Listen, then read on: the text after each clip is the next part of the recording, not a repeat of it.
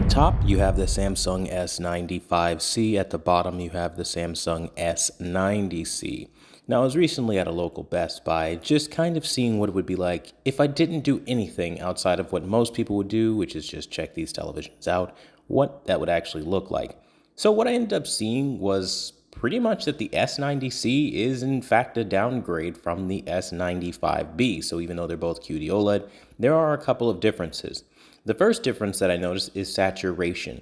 There's just way more vibrancy at the top on the Samsung S95C than what you have on the S90C at the bottom.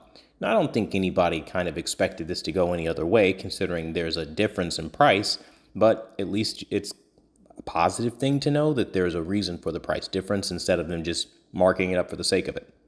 Now, not so great is the anti-reflection is actually better on the S90C in my experience, at least with the Best Buy lights that I saw. I saw more reflections on the Samsung S95C than the S90C at the bottom, so that's something to consider, albeit the S95C doesn't have bad reflection handling, so it has improved over the 95B from last year. Additionally, one of the things that I did notice is that while the S90C is more affordable, it does have a little bit worse motion. So that's kind of in line with, yes, you're paying less, but you're also getting less of an experience. Now, in terms of the luminosity, obviously the S95C is where you want to be. And frankly, I think the S95C is just better overall. Now, I know people were saying the S90C is the predecessor of the S95B, but that is just not the case at all. While they might have a similar design, they are very different. And if you look at my most recent comparison against the 95C and the 95B, you'll see that the S95B is a monster of a television. Especially on the day one firmware, I was rocking an SDR in that comparison.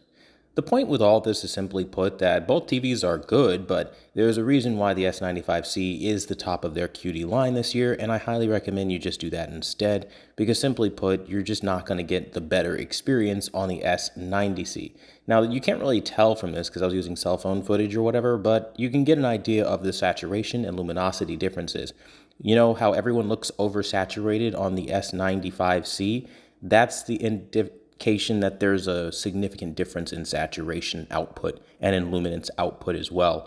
So in short, the S95C is just a better TV with better color, so on and so forth. If you have specific questions about these TVs, don't hesitate to ask down below. And as always, I want to thank you guys so much for watching the #1 brand in honesty.